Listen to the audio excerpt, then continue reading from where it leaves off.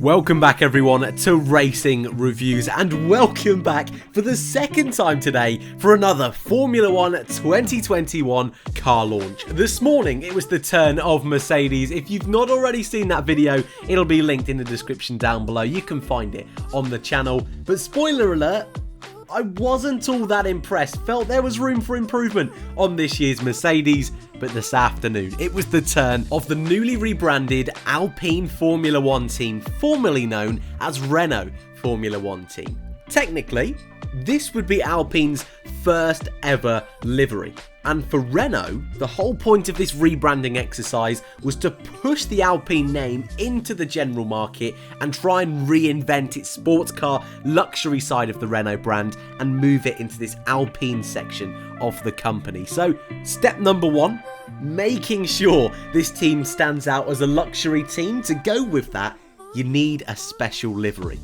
Could they hit the marks? Could they make it work? Here is the brand new Alpine Formula 1 2021 livery, and goodness me, is this pure magic, pure fire.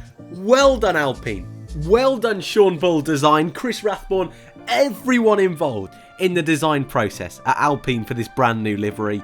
Oh, it is just so good. As you all know, my background is not engineering. That is not a focus I am particularly good at, well versed in, and I would hate more than anything to give you wrong information on that.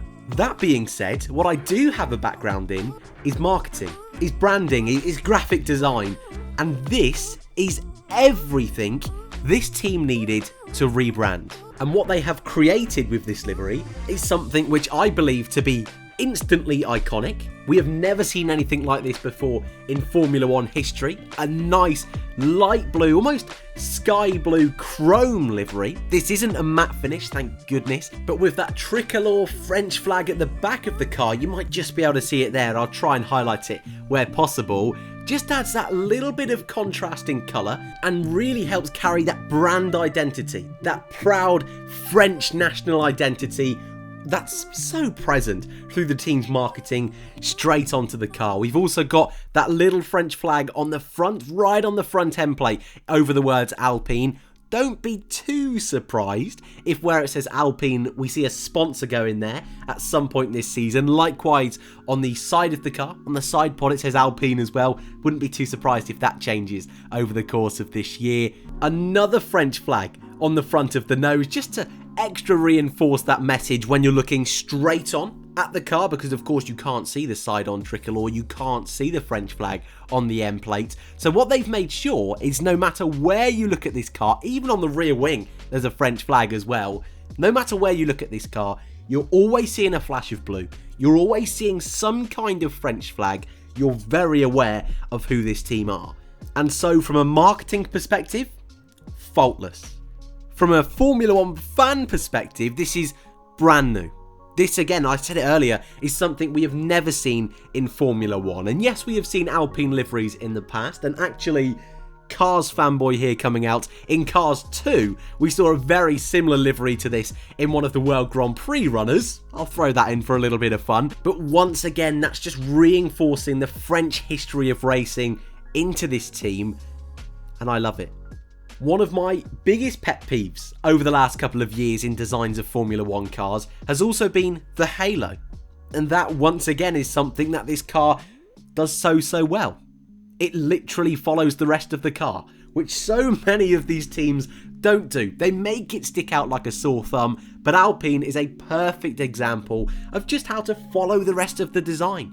Keep it the same colours, don't make it black and stick out like a sore thumb, and by doing that, by matching the blue chrome, which again I cannot get over how good blue chrome looks, it just makes it look so much more in line with the rest of the vehicle. Perfect job from the Alpine team. What they have also done is something that we have also seen from McLaren over the last couple of years. I also mentioned it with Alfa Romeo a little bit earlier on, is make really good use of that black underbelly and the floor of the car. You can see under where it says Mapfre on the nose, on the front of the car there, underneath the sideboard where it says Alpine, and actually the giant A which is on the back of the car. Similar style to AlphaTauri, how they've done it over the last couple of years with their big logo. Underneath that, completely black. blocking the floor, which is going to be so instrumental in which teams make gains this year and which move back into that midfield a little bit more. And that whole rear wing structure and some of the suspension, also black structure, looks so good. Wheel rims, nice and simple. They may include a little bit of flash in blue in the future, or a flash of red, but on this car, with the hard compound tyres, just nice and simple, works really well. Fantastic job from the Alpine team. Love to know your thoughts in the comment section down below. Sadly, no lid launch, no lid grid for today's video. Apologies for that, but we've had no images of Esteban Ocon or Fernando Alonso's helmet designs, so I'll have to get back to you at a later date regarding those ones. But what that does mean is it's time for our tier list for the Alpine Formula 1 team. This morning, I upset a few people, but I think a lot of you agree with me by putting Mercedes in the bad category. It hurt me to do it. They were so close to another great livery, but AMG, not doing any favours in my book, I'm afraid to say. It's average for McLaren and average for Red Bull, but something Red Bull have done is keep an iconic livery and make it work.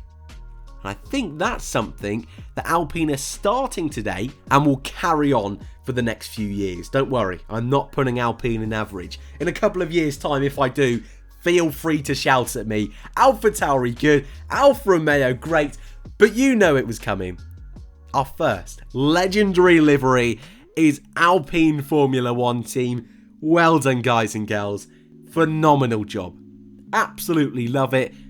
I don't think I would improve it in any way. And I honestly think it's going to be such a hard job for any liveries this year to beat Alpine as the best livery of the 2021 season. That being said, screenshot time at the ready. We have still got 4 more to go, including tomorrow's livery, which I think has a great chance to be up there with Alpine and legendary Aston Martin. Make their return on a Formula 1 grid. That'll be around lunchtime, that first launch of their car tomorrow, so keep an eye out on the channel for your first details on that. On Thursday, Haas F1, they're back with their car launch for the 2021 season with Friday Williams, and then we've got a little bit of a wait to see the Ferrari 2021 Challenger. That's on the 10th of March, with testing only a couple of days later.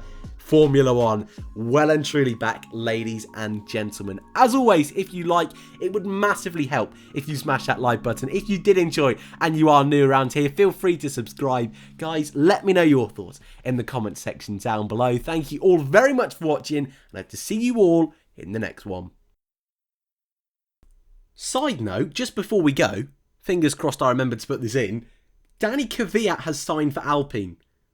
What an awesome move. What a perfect move for Kvyat and Alpine. If Alonso can't race at the start of the season, they're in safe hands with Kvyat.